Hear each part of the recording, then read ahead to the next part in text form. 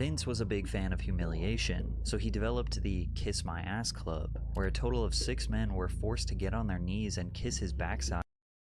Yo, I was not kissing this nigga ass on television, bro. You would have had to fire me, nigga. I would have been fired. I would have been in WCW, nigga. I would have been leading TNA. I would have been on that fucking joint with AJ Styles, nigga.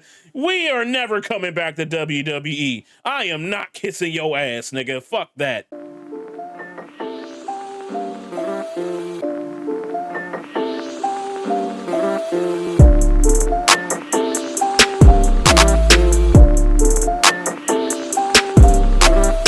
What's going on, YouTube? How y'all feeling today? Today, we're going to be watching The Depraved and Disgusting Downfall of the WWE's Owner by Patrick CC. Of course, we're going to be talking about Vince. Shane is finna buy AEW. Oh, that would be fire if he buy AEW. Just to compete with WWE. He actually has all the WWE knowledge and everything. Yeah. Or he could... Damn, he can't even merge it because WWE is under... Yo, how do you sell your company to a whole country, nigga? He sold it to Saudi Arabia. He's in talks with him? W. Like selling your company to a whole country, bro. I had never heard that shit before. You're like, bro, how did you not want to leave the family business to the family, bro? That's crazy. Vince was dirty, man.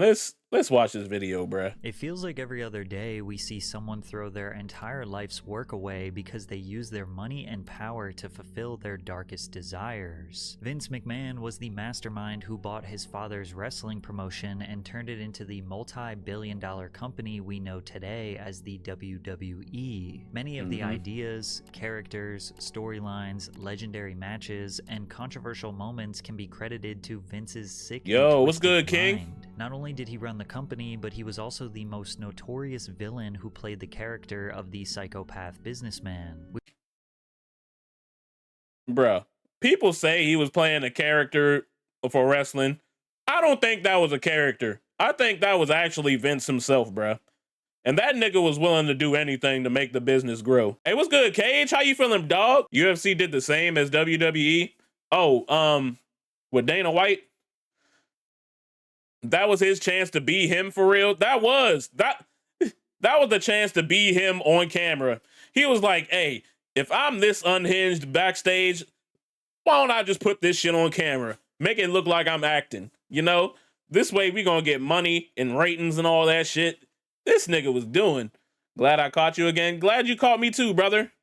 I'm at work. How you feeling, bro? Oh, I'm feeling good, man. You know, woke up early, washed my hair. Vince was not acting, bro. That nigga was not acting. He was just acting up, bruh. We would later find out that this was no character. Vince was just as evil off-screen as he was on-screen. Recently, horrifying accusations have come to light regarding Vince's sick ways. Brutal assault, crime cover-ups, and human trafficking are just a few of the many reasons. Human trafficking? Yo, what the fuck? I know there's like a Vince documentary out there, like about like all the terrible shit he did. I need to watch that. I didn't know this nigga was actually sex trafficking people, bruh. That's crazy. This nigga Vince is wild. Nigga was actually kidnapping and assaulting niggas. What the fuck? This nigga was definitely a villain. Young. Him and Diddy were in the League of Villains for real. They was in the what was that called? The Legion of Doom. They were the co-founders of the Legion of Doom, bruh. Why he has formally stepped down as the CEO of the WWE. Today we are going to look excessive into the sexual assault of Vince McMahon's life and career and show all of the obvious warning signs we missed along the way. The wrestling business. Who is we? Who is we? No one missed these warning signs. Nigga, as a kid, I hated Vince. We all hated Vince, yo. It's like niggas just really thought he was acting. No, that's just this nigga. Like, what are we talking about here? This operated similarly to gangs in the 60s, 70s, and 80s. The United States had defined territories that different wrestling federations controlled. Vince McMahon's father, Vincent, owned the Worldwide Wrestling Federation, which controlled the Northeast region of the United States. Yo, Wrestling was really gangs back then, bruh? Yo, this is wrestling lore I did not know. Young, you had to be in your territory like a gang. I was like, hold up, why are you wrestling over here? Who was you, nigga? What's your set? Yeah. Can you imagine, bruh? He's like, hey, what's your set in this motherfucker?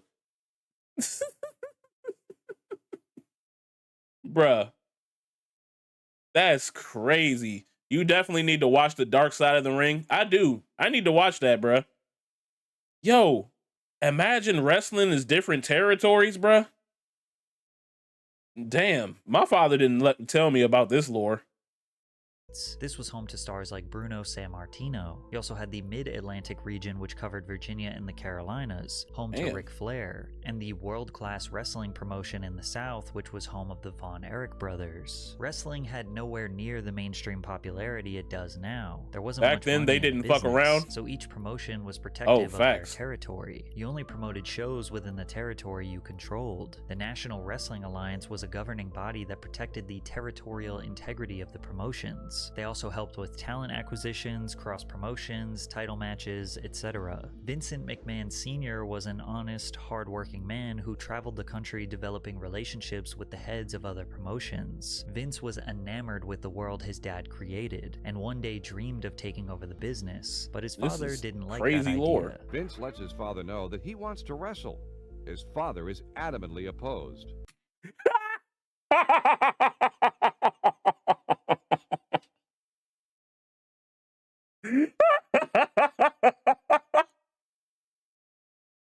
Yo.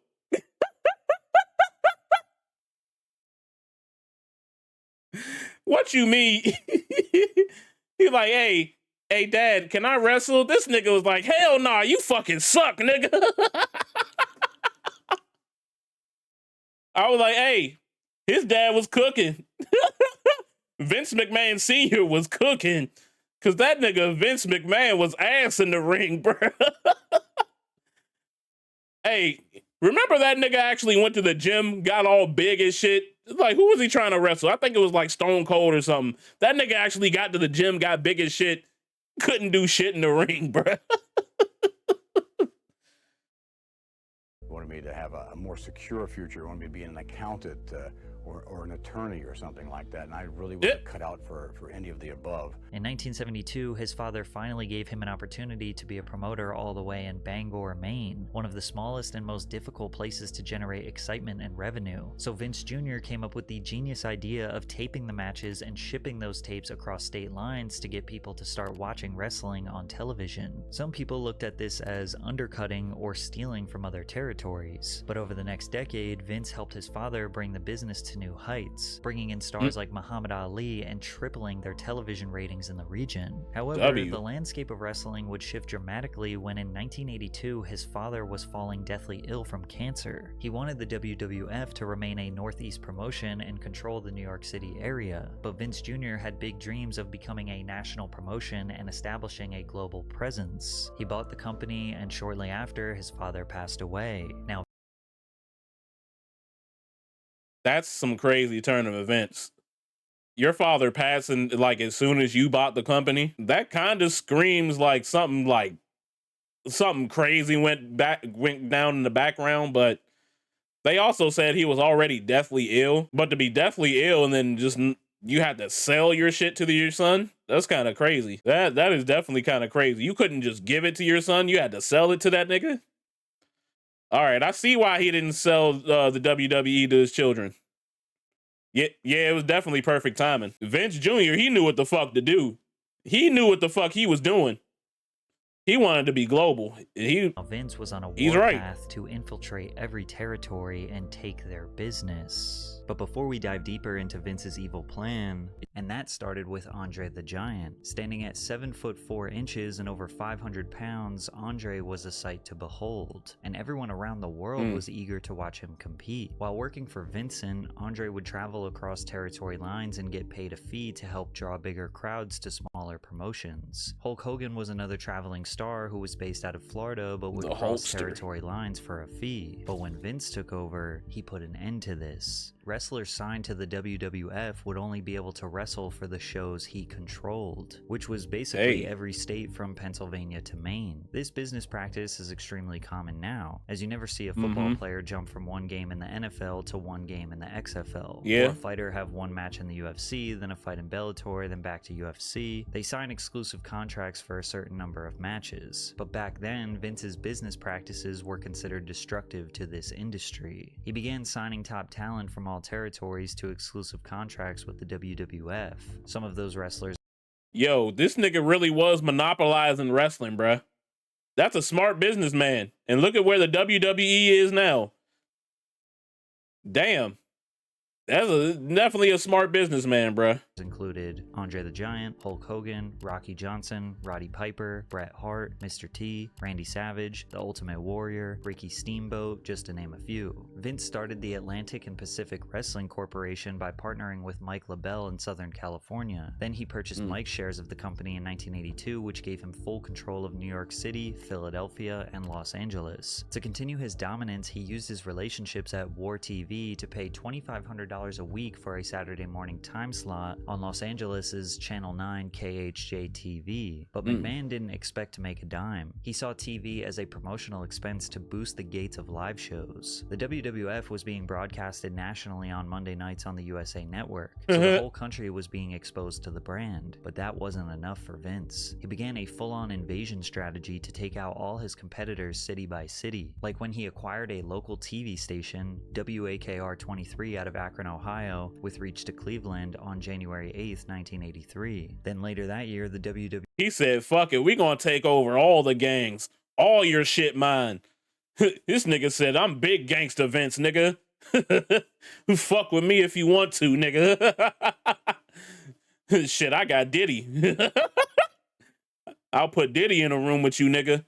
That's crazy. All right, that's crazy. Let's get back to the video. WWF debuted on WCPO 9 in Cincinnati, which was an established Georgia Championship Wrestling territory. From there, Georgia the Championship WWF Wrestling. entered World Championship Wrestling territory in Dayton, Ohio. WCW. Purchasing the exclusive rights from WKEF 22 to replace the WCW broadcast with WWF's broadcast. One by one, Vince would enter a city controlled by another promotion, then buy out their TV time slot to air WWF. If he couldn't buy out their TV slot, then he would buy out their top talent, but most of the time, he did both. On an infamous day now known as Black Saturday, July 14th, 1984, Vince McMahon appeared on the Saturday time slot on TBS that regularly featured Georgia Championship Wrestling for over a decade. Vince walks on screen after purchasing the company in the time slot to basically flex and say the World Wrestling Federation is now taking over. It is indeed a pleasure to be associated with WTBS, and we promise to bring you the greatest in professional wrestling entertainment in the world today. Jim Ross, a legend known for being WWE's commentator in its golden years, AW. said he once overheard several NWA promoters considering getting McMahon killed while in the stall of a public bathroom.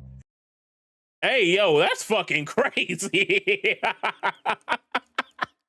Yo, niggas in the 80s was moving different, nigga. Yo, could you imagine trying to call hits on a nigga because that nigga just rich? They said, hey, we gotta kill this nigga in a fucking bathroom. This nigga buying up all the territory. I ain't getting no work. And they looking at Jim like, hey, I ain't had work in weeks, man. What you doing? They was looking at Jim, and Jim Ross was just looking at them like, well, he is a sick son of a bitch. but I'm a paid son of a bitch, so you sick son of a bitch. He has a family. Good old JR. WJR, man. In those days, it was like, when Yo. from their standpoint, invaded their territory. It was like, well, okay, them is not just fighting words. It's like, there's so many times when people threatened me, and it was like, the last guy said, like, you better get, if you want to take credit for it, you better get me quick. Now, it can't be confirmed if this was a serious consideration or tongue-in-cheek, but it can't be denied how much men like Jim Crockett, Bill Watts, despised Vince for taking away their livelihoods. However, others just look at this as natural competition. America was founded on capitalism, and you should not get comfortable as a business person, because eventually someone is going to come and take your spot. If you don't adapt, you die. And by 1988, Vince McMahon fully decimated the territory system. Now the WWF was the biggest and best national wrestling promotion in the sport. This made it extremely easy for Vince to acquire the best talent throughout the 90s, as the World Wrestling Federation became home to rising stars like The Undertaker, Shawn Michaels, Stone Cold Steve Austin, Matt and Jeff Hardy, Triple H, Mick Foley, Kane, The Rock. It seemed like Vince's only competition was with himself. They were selling out stadiums all over the country and broadcasting their events nationally every week. With that being said, the pressure to remain #1 was at an all-time high. The matches needed to be bigger. The stakes needed to be higher. Vince wrote in more gimmick matches like ladder matches, table matches, or weirder matches like casket matches and dumpster matches. Which welcome. Hey, thank you for the follow, Ari. Thank you. I appreciate you. Hey, how you doing? Finish your opponent by putting them in a casket or a dumpster. They even had weird ones like the boiler room match or the hog pen match, which involved wrestling in my account pigs. But there's no doubt that the Hell in a Cell match, which featured a 16-foot steel cage that was designed to have wrestlers thrown from the top or through the middle, was the most electrifying. I'm locked out of my other one. Oh damn! How you locked out? You don't know your password? Those guys were actually putting their body and their lives on the line for our entertainment. And Vince's money. Oh, that's your new account. It was only a matter of time before one of those high-flying stunts ended in disaster. And in 1999, at Over the Limit, that's exactly what happened. Owen Hart, who was portraying a superhero called the Blue Blazer, fell from 90 feet in the air during a botched entrance stunt where he was flying over the crowd into the ring. After the fall, he suffered internal bleeding and passed away right there in the stadium. They even announced his death on the show, but Vince said the show must go on, and they proceeded to finish the event like this extreme tragedy did. Yo, I remember that. I remember like watching the pay-per-view when Owen Hart died, bro.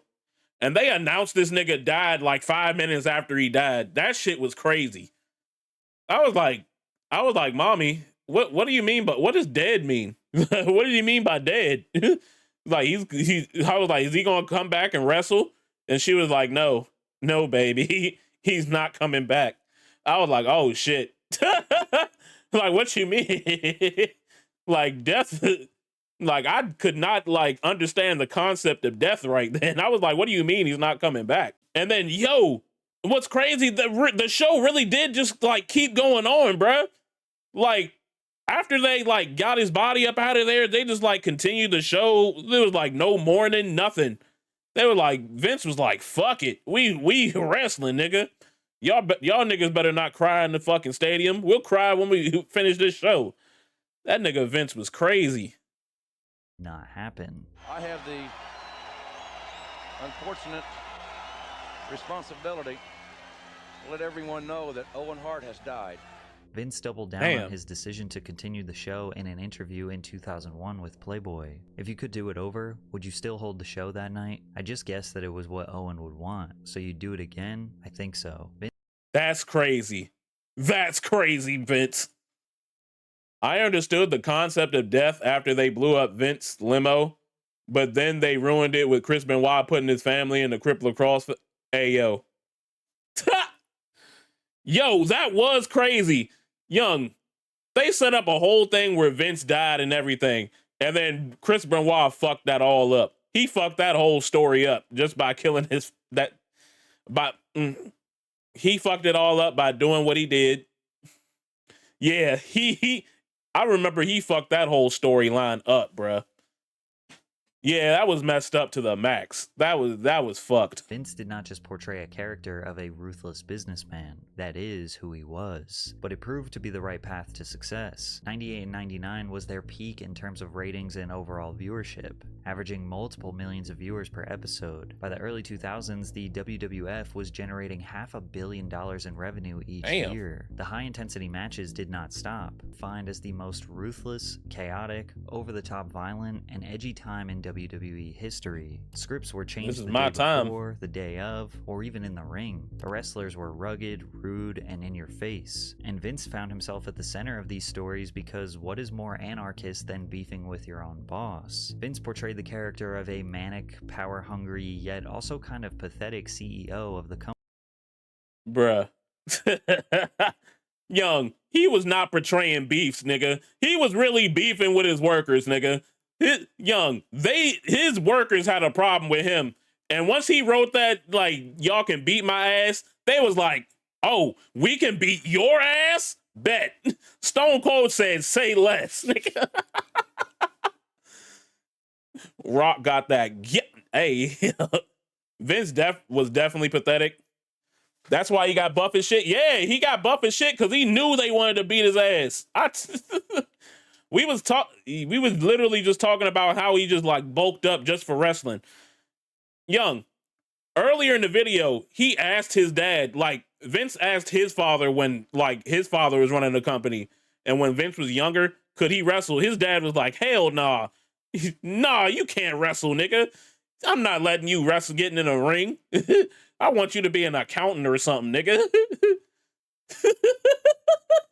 You're like, shit, you can promote these shows, nigga. I was like, hey, that was the right way to go, because look at where Vince is now. Well, if Vince wasn't like crazy, he'd still be on top, but you know, that nigga had to be crazy for this to succeed, though. Company. His I will say rivalry with that Steve Austin, which began in '97 after Austin hit his boss with a stunner, drove ratings through the roof. This beef was insane. Austin once held McMahon at gunpoint in the ring, although the gun was fake. He drove down the ring with a beer truck and sprayed Vince down with a fire hose. I remember all this. He even snuck into the hospital where Vince was injured and beat him up on the bed. This all culminated with Austin having a full-on match against Vince and his son Shane. This storyline set the tone that Vince being intertwined and involved with the lore was good for business. Then again, Stone Cold Steve Austin was such a superstar that he could beef with a mop and it would be entertaining. Remember when he hit that nigga with a bedpan? Yeah, I remember that shit. I definitely remember that shit, bruh. In the Attitude Era, you could no longer just be an athlete to be a WWE star. You needed to have personality, charisma, excellent speaking abilities to be able to sell a fight and keep these millions of fans engaged. And if you didn't, well, then the writers would come up with your storyline. And you won't believe some of these shocking and twisted narratives that Vince approved or came up with himself. In one of the most bizarre storylines, Kane announced that he was driving late at night with Katie Vick, a girl he loved since he was a teenager. He could not drive stick and they crashed. Yo, I remember this storyline, bruh. I remember sitting there as a kid listening to this, bro. And I was like, yo, why would they even do that? Young, what? All right, let me play the video so so you can see the sick ass shit that they did. They made this nigga a necrophiliac, bruh. Where she ultimately lost her life. Then Kane attends her open casket, and for 6 minutes on live television he fondles her corpse, undresses her lifeless body, and gets intimate with her before grabbing her internal organs and drinking the blood from them. I'm gonna give you what you want. Yo! And I'm gonna take Yo, this was the craziest shit ever, bruh. This was the wildest shit ever. I always wanted. Or what about the time when Chris Jericho ambushed Chyna, tied her up in a dark room, and began torturing her by beating her with a hammer, which actually broke her thumb, so her painful screams were real. Hey, yo! Vince was a big fan of humiliation, so he developed the Kiss My Ass Club, where a total of 6 men were forced to get on their knees and kiss his backside.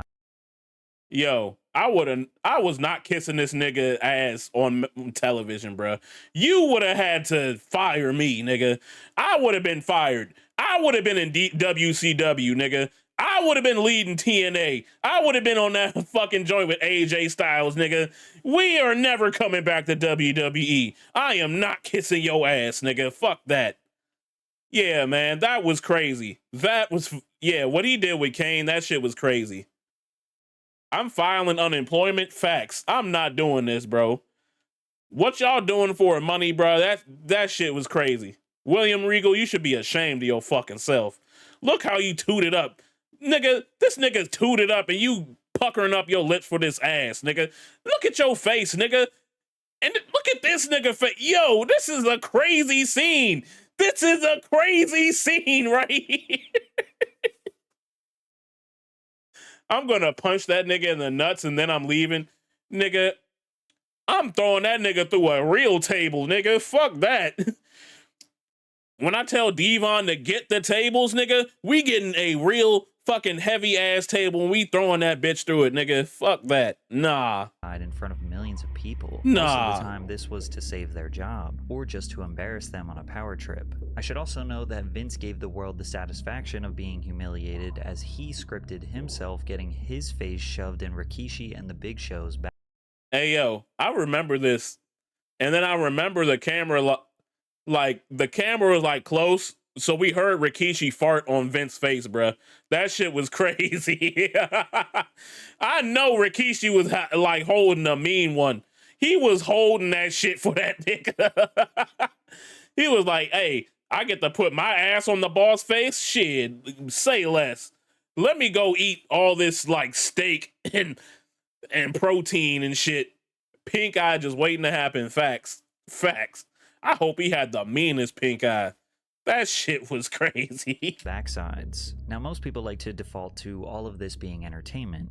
Like, sure, they push some boundaries, but it's all fake, right? But as time went on, and wrestlers spoke about their behind-the-scenes experiences, and Vince McMahon being accused of sexual assault and trafficking women, some of these storylines felt more like a glimpse into the reality of Vince McMahon's private life. Vince often used his daughter, Stephanie, for his dark storylines, probably because her loyalty convinced her to never say no to him. Like when she was going to get married in the ring to her fiancé Test, only for Triple H to interrupt the wedding with a video of himself drugging, kidnapping, marrying, and then sleeping with Stephanie while she was unconscious.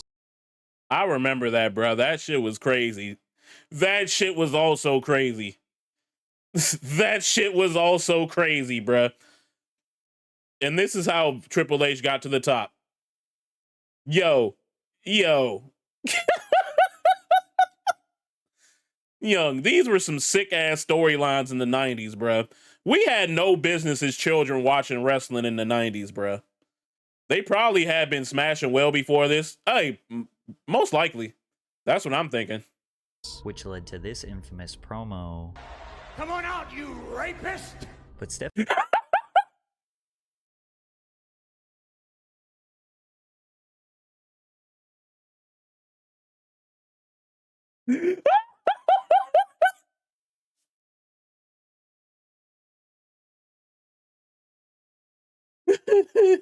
Then Vince was like, I love you, so we should make a storyline out of it.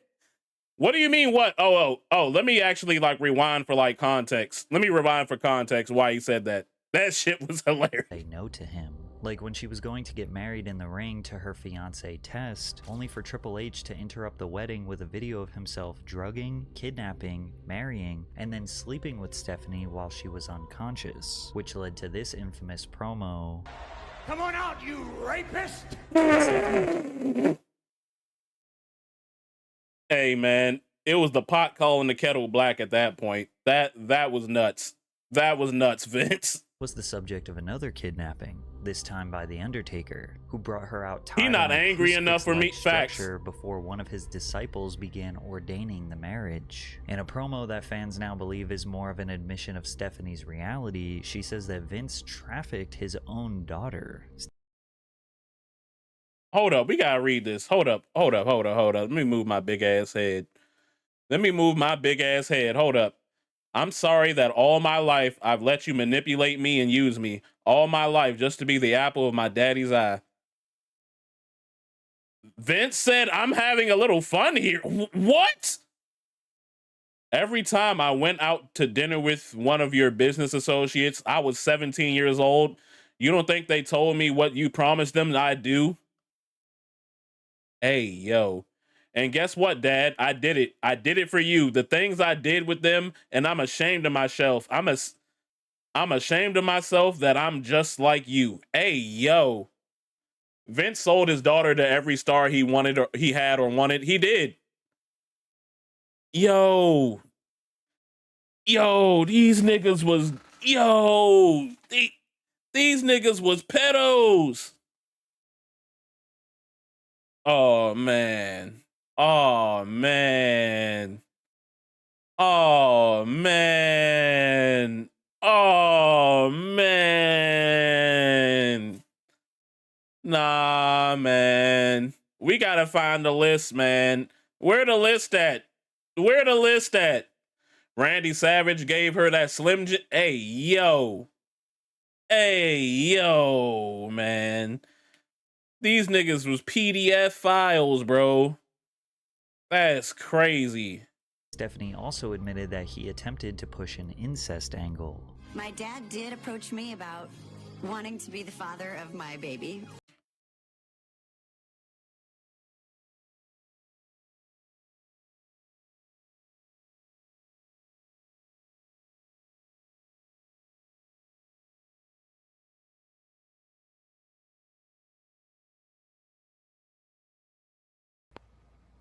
Oh, hell no!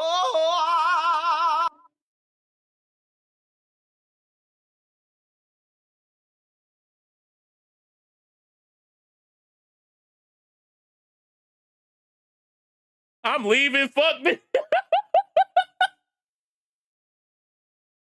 Vince is sick as fuck. I understand why they wanted him gone. Nigga. We all wanted him gone, bro. Nah, bro. Nah, bro. What kind of sick ass idea is that?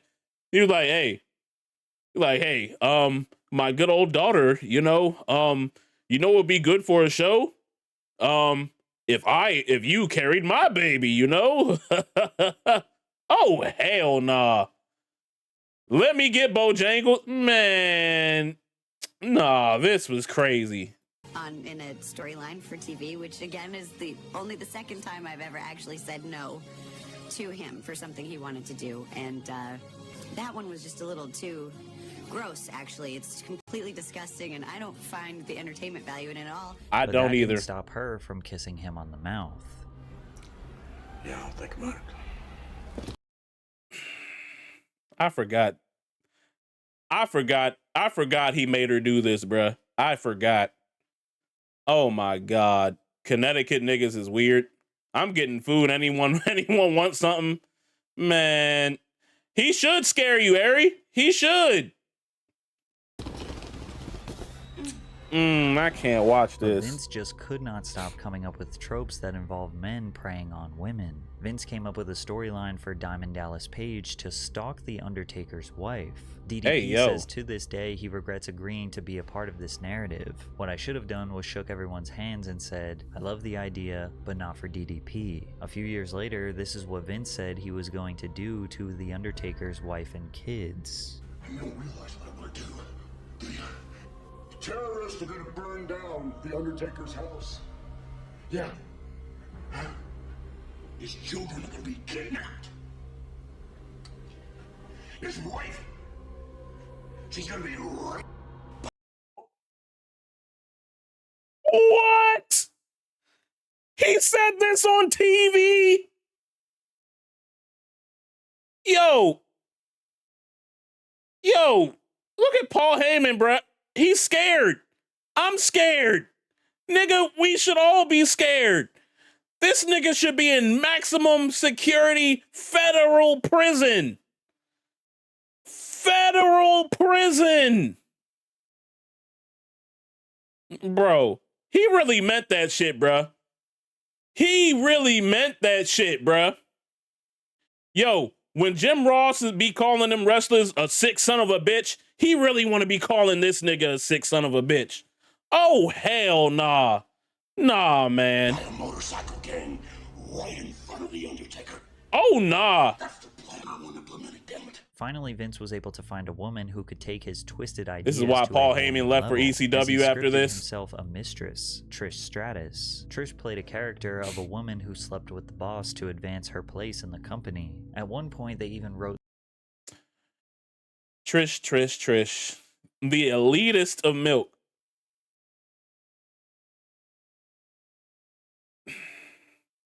I'm sorry about Trish's story. I'm very, very sorry about Trish's story.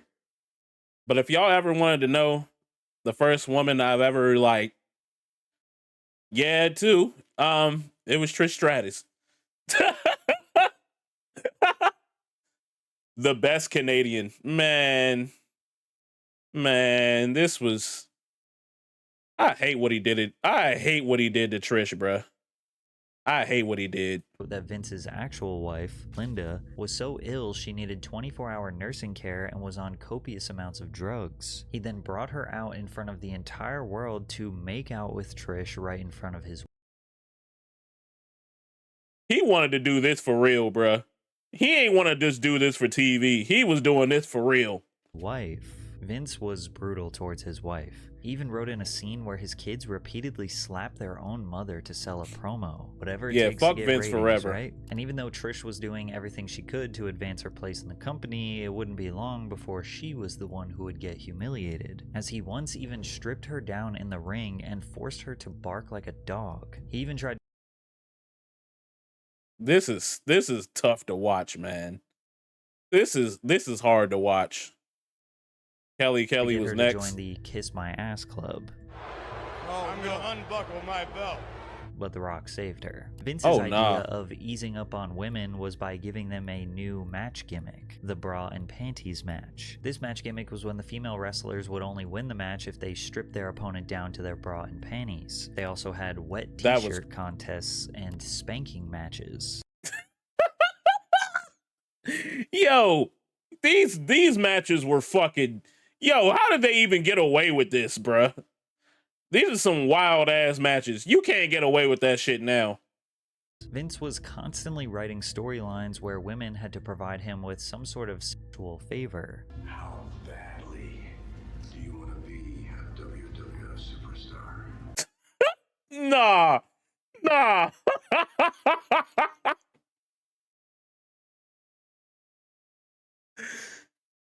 Oh, man.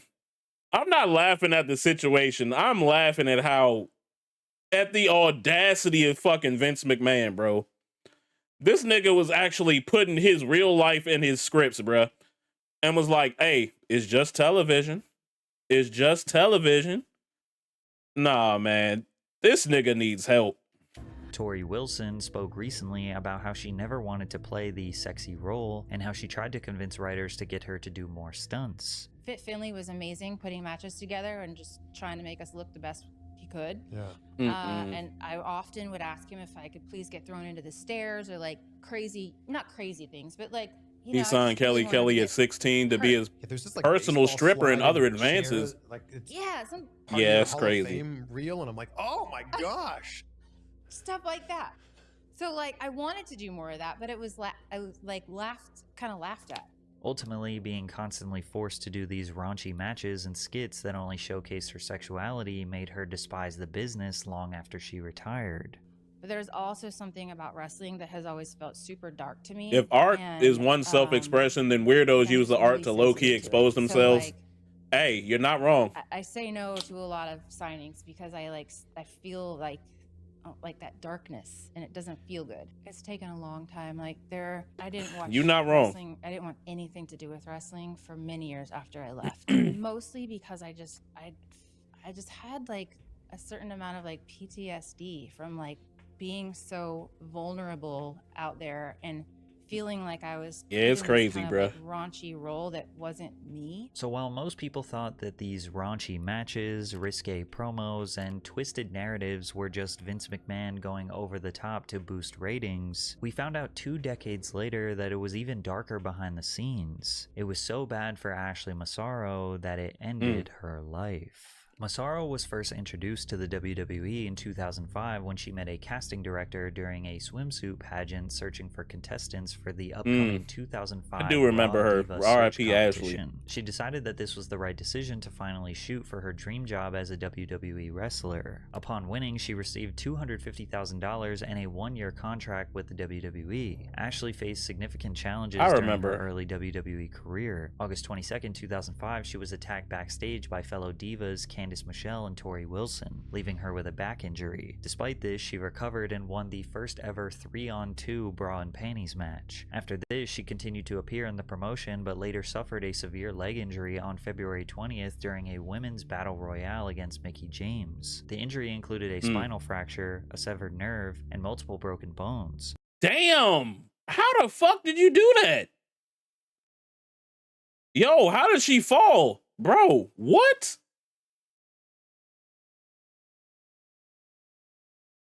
Yo, where did you land? Vince should be accountable for a lot of deaths for real. He should.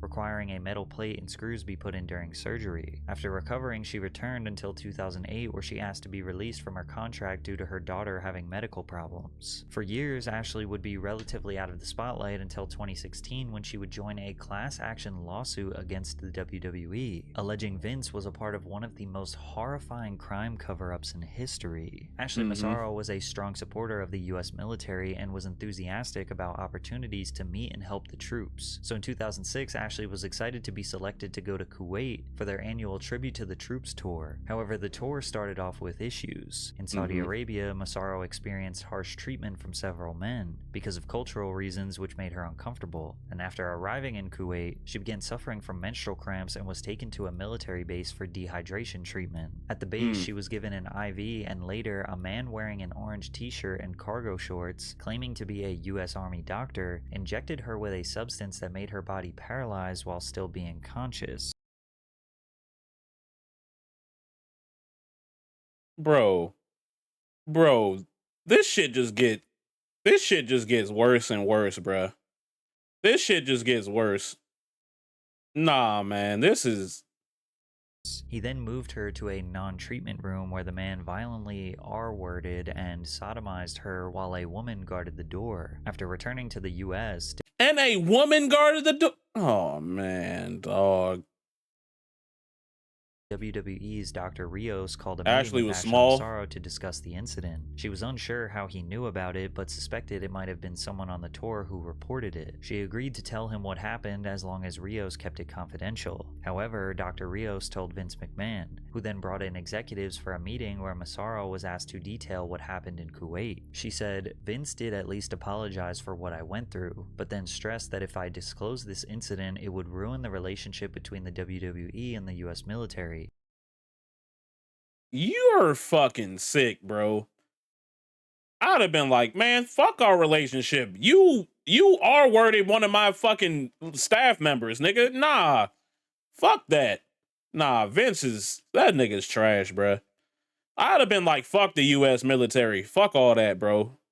He told me to not let one bad experience ruin the good work they were doing. His lack of sensitivity in referring to my ordeal as one bad experience left me speechless. In a filing the next month, That's WWE crazy. called the claim a stale and baseless allegation and denied Massaro had ever reported a sexual assault to anyone affiliated with WWE, that's crazy. saying she had been heard telling others that the doctor had done an inappropriate pelvic exam. What? Nah, and then they lied about it? Nah, y'all fucking sick, bro.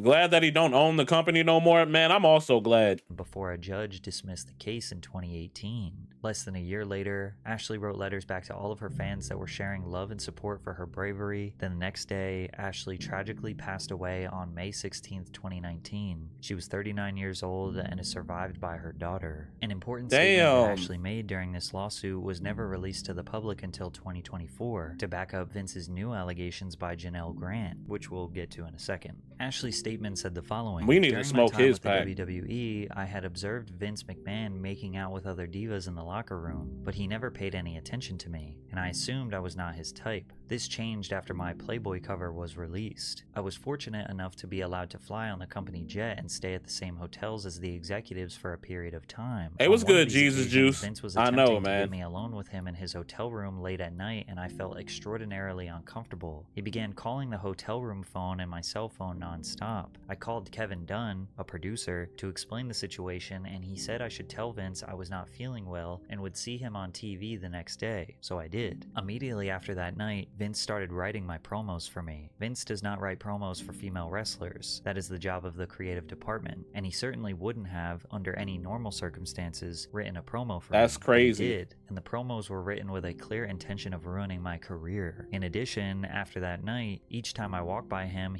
Nah, let's read the rest. I brought the first script Vince wrote to me to the WWE employee in charge of the creative team at the time, Michael Hayes, and he said, "You're not saying this. Who the fuck wrote this?" And I told him that Vince did. He said, "Well, kid, these are the breaks," meaning that Vince wanted to end my career and destroy my reputation on my way out. Yikes.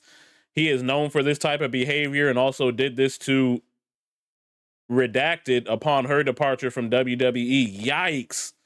Who's the redacted? I wonder if he's talking about Trish. I think she's talking about Trish. All right. He would make vulgar sexual comments that were clearly designed to make me uncomfortable. These claims can I remember Vince legit used to make out with divas in front of his wife at live shows. Yeah, they were just talking about that. be backed up by former boyfriend and wrestler Paul London, who said that Vince was constantly putting predatory pressure on her. Many times when she would be crying to me because Vince was propositioning her to fly on the jet with them. Like, sounds like Kevin that. Dunn, Yeah. Bucky would be telling her that she has to fly on the jet with them, or that he might, possibly, or every now and then, if she was at the, they'd always put the divas up at like the TV hotel or whatever. He'd be knocking on her door and trying to get her to answer, and it's just like, I'm shocked this Vince stuff is just now coming out. Yeah, The Paul walls London. were slowly Yeah. closing in on Vince McMahon. That nigga old. He was able to escape Ashley Massaro's horrible allegations, but it was only a matter of time before his evil past would catch up to him. In 2022, Vince McMahon agreed to pay more than $12 million to 4 women who were affiliated with the WWE over the course of 16 years. It's alleged that the women also signed agreements which prohibited them from discussing their relationships with McMahon. The settlements include a $7.5 million pact with a former wrestler who alleged that Vince McMahon coerced her into giving him oral sex and then demoted her, and ultimately declined to renew her contract in 2005 after she resisted further sexual encounters. That's crazy. Naughty said the head was whack. Naughty actually got the neck and then demoted her. That's crazy. Nah, this nigga is sick, bro. He wanted Shane and Stephanie to kiss on TV. Yeah, I remember that. Shane told a story where Vince wanted his kids to have an incest storyline resulting in a kid. Yeah, he wanted to do an incest storyline with his own daughter. This nigga was crazy. This controversy was enough to make Vince McMahon finally step down as CEO of the company. But in January of 2024, Vince was slapped with another lawsuit, this time jam-packed full of evidence that would make the whole world understand who he truly is. Janelle Grant, a former WWE employee, accused Vince McMahon of abuse, sexual exploitation, and humiliation during his tenure as chief executive. Grant alleged that McMahon lured her with promises of career advancement, but then exploited and trafficked her to other men within the company. That's Grant crazy. First met McMahon in March of 2019 through a manager in her apartment building, where McMahon also lived. She was seeking employment after her parents' deaths. McMahon promised her a job at WWE and showered her with gifts, but the meetings turned inappropriate when one time McMahon approached her in his underwear and pressured her into sexual situations. As such, That's crazy. Vince started to look like Walt Disney. Hey, yo. Man, this nigga just walked up into her crib in his drawers, bro. That's fucking wild. That's wild, bro. when McMahon pushed Miss Grant for a physical relationship in return for long-promised employment at WWE, she felt trapped in an impossible situation, submitting to McMahon's sexual demands or facing ruin. Miss Grant feared she had everything to lose and faced negative consequences no matter what happened. In June of 2019, Grant began working as an administrator coordinator in WWE's legal department. After giving her a job, Vince McMahon's sexual demands increased, and he began sharing explicit photos and videos of her with other WWE employees and executives. Despite Miss Grant's expressions of unhappiness and attempts to end the sexual relationship, she came to understand that McMahon expected the physical relationship to continue as a part of her employment. In March of 2020, McMahon began sharing sexually explicit photographs and videos of Miss Grant, including pornographic content he recorded with other men both inside and outside the company. You can even see these text messages of him admitting to doing so. She even tried to express that she did not want an associate named Johnny, aka John Laurinaitis, receiving pictures of her. The When is lawsuit then Death goes on gonna to see him describe for real? not That's one what I or need to few, know. but countless extremely detailed situations in This which nigga's Vince sick, used bro. his power to break her down, exploit her sexually, demand and force her to give herself to him and his associates, whether it was by serving executives during work hours in offices or serving This WWE nigga is superstars evil to for keep real. them satisfied and prevent them from leaving the company. Control that can only be described as sexual slavery. If you read this text message, you can see an example of him trying to coordinate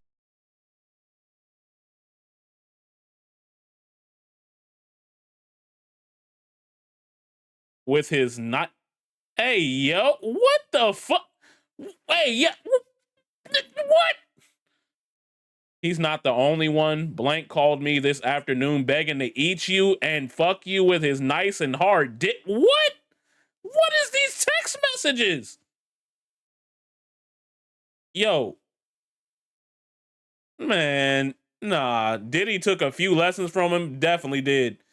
Is that the lady he tried to use to convince Brock Lesnar to come back and Brock got the pictures called a... Got the pictures called a whore and hung up? Hey, yo, give me another week, baby, and I'll be ready. I'm feeling more like myself. It's not great, but it's getting better. Tell him soon. I already told him, baby. By the way, Johnny wants Tuesdays, but not coming... but not this coming one, and the occasional Saturday, but maybe I can shift it to Thursday nights. Johnny would like all of the above. Who the fuck is Johnny? Oh, he did just say Johnny. Yeah, whore. I used to wonder why a lot of OG female wrestlers never came back. Man, you can see why. a schedule for his associates to take turns with this one.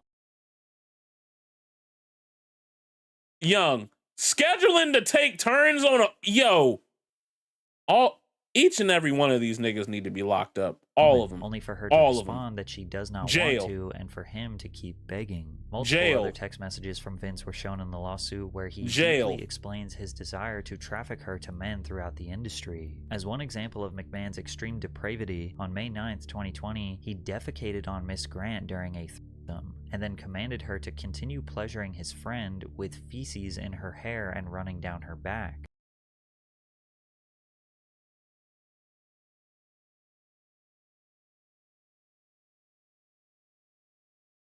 I say this with all sincerity and hatred. Prison. Prison. Under the fucking jail. This nigga needs to be in prison yesterday.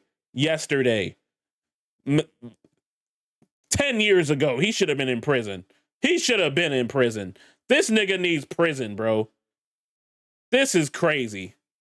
This is crazy. McMahon and his friend actively resumed the threesome, which lasted over an hour and a half, while Miss Grant remained covered in McMahon's filth. That's Naturally, crazy. when people hear about allegations like this, they tend to consider the alternative. Maybe she wanted this. Maybe she liked this. Maybe she is just using him for a payday after consenting to this depraved lifestyle. 6 feet under. And maybe in the beginning she did consent. Electric to chair these is needed. weird Right. kinks. But it's Electric very easy to see chair. how these things can get out of control very quickly. A clear line between fantasy and reality needs to be drawn, and evidently that wasn't the case. Now, people will also wonder, how did this get so bad? Well, a lot of people downplay the impact of psychological manipulation and how people can lose themselves, go numb, and just start obliging to the demands of their abuser. The lawsuit also quotes Vince texting her saying, "I want to drive you lower and lower, so low that you beg me to sell you." In early... That's a crazy line to say to somebody. That's a very crazy thing to say to somebody. 2022, Vince said that his wife Linda found out about he and Janelle's relationship and threatened a divorce, so he stopped all communication with her to save his marriage and avoid a public fallout. He demanded that she sign a non-disclosure agreement in which McMahon agreed to pay her $3 million to keep their relationship confidential. However, after the anonymous tip in 2022 that led to a board investigation and a multi-million-dollar payout to a few women, Vince stopped paying Janelle after the initial $1 million installment. Vince has vehemently denied any wrongdoing. He also put out a statement saying he and Janelle had a consensual relationship that lasted a little less than 3 years and ended in early 2022. He also added that Grant texted him explicit images of herself and messages expressing love for him. along with her wanting clothes and other gifts. We remain confident the evidence will prove Miss Grant's allegations are false and her complaint is nothing more than a fabricated, vindictive narrative from a disgruntled former girlfriend. But in July of 2023, federal prosecutors executed a search warrant for McMahon's phone and served him with a grand jury subpoena. Oh, And it shit. seems like Yep. since then, which has now been a year, the feds have been building a case against him. Just a month ago, they asked Janelle if she would agree to essentially put her case on hold while they investigate him further. She agreed. So it seems like any day now, the feds could present the world with oh, this nigga going down. This nigga's going down, as he should. As he should. Him and Diddy about to share a cell. years worth of evidence proving him to be the He exact going same down. depraved, disgusting, abusive, power-absorbed freak he conveyed himself to be on television for the past 35 years. He is going down. W video. W motherfucking video, though. Take that. Take that. They gonna be sharing shells, bruh. If you like this video, please like, comment, and subscribe. And I'll see y'all next time. Peace.